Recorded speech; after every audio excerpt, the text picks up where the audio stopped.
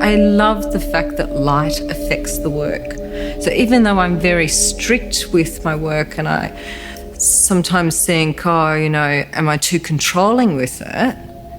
I love the fact that the light can do anything to it. And I'll deliberately hang things in our house where the skylight's coming down. You've got this full-on rectangle going across a black square, and it's like, now I'm happy. That's it. That's made it, because and it's just going to move and it's going to disappear. And that's the magic. We had a beautiful paddock across the road from us when I was young, and it had this yabby pond. And I was over there one day by myself, and it was probably about maybe 4 o'clock, just that magical time with the lights all turning and changing. And there was a couple of natural springs around the pond, obviously, that fed it. And I sort of pulled back this bush, and the spring was bubbling up, this ray of light. I think I must have been maybe 7. And I remember my breath being taken away. It's like, oh my God, like it was so beautiful. And what I loved about that so much is that beauty just existed purely for itself.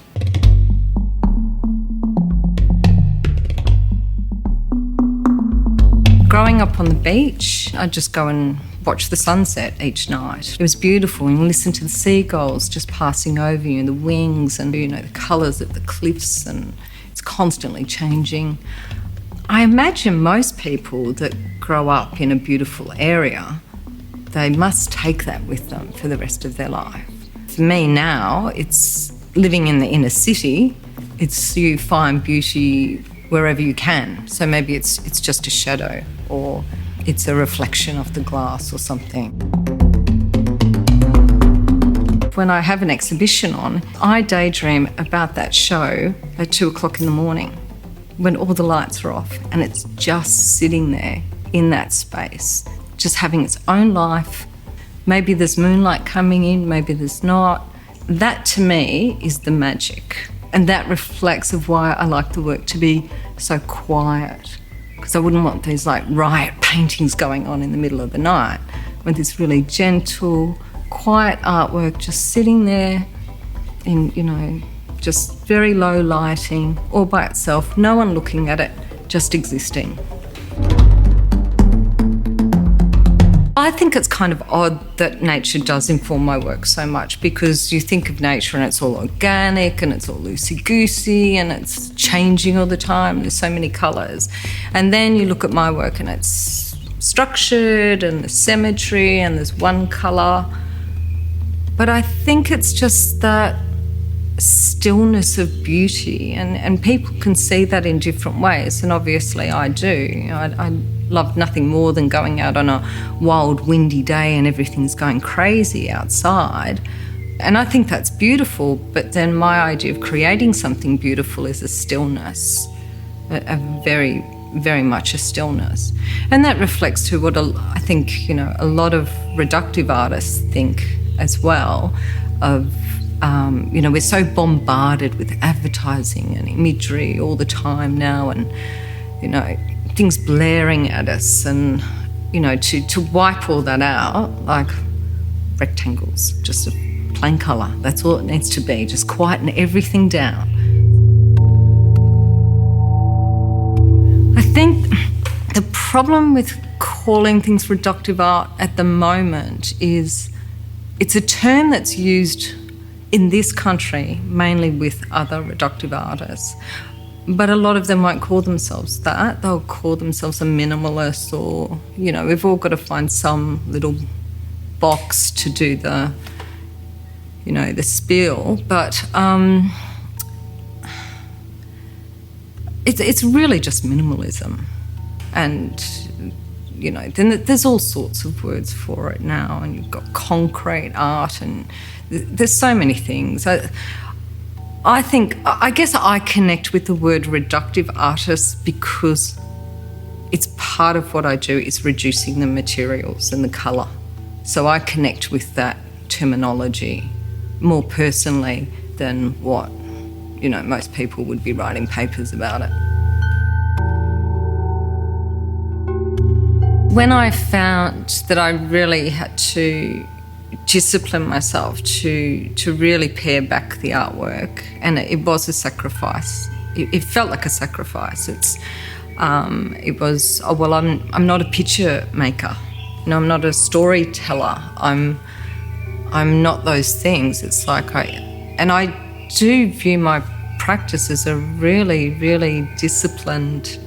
It's the only discipline that I have in my life. So I really cherish the discipline in the studio, because running a business and, you know, as an artist as well, and you're supporting all your art friends, and so you never know, you could be out like 5 nights a week. But when I'm in the studio, I like everything to be very, very structured, and there's a lot of rules in the studio. Like there's no music in the studio whatsoever. There's no chairs in the studio. It's sort of, it's pretty hard. I have fun though. I knew that I'd found the right thing to do, and when I started looking through old sketchbooks and everything, it was like I was on that verge for so long. I just was sort of in the wrong place at the wrong time, where people weren't exploring that work. And so I really had to find out a lot myself, and I'm still learning so much.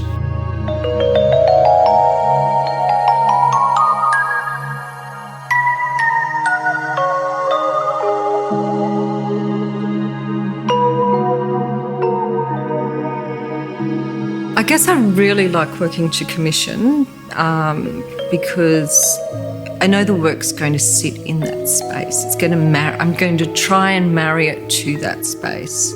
So whether it's a corner work, a shelf work, whether there's sunlight coming in, which is I love, because the pigments change quite dramatically. When the light shifts a lot, the pigments move even more. So the colour, it can be quite subtle, and then it'll go bang, and then it'll go quiet again, which I guess in a way is that rhythm of nature. When I do a series of work, they have to have a conversation, and a lot of it will be positive, negative conversation, so flip-flop. But they'll all have a little bit of an edge. So just when you think one line's going to be here, it's going to be slightly around the corner. And just when you think it's just going to be a complete square, there'll be like a tiny little detail, something that you won't pick up on. As a lovely friend of mine said once, he said, if you stand in front of your work long enough, it's like you get rewarded. You'll get a conversation there. It's just not in your face.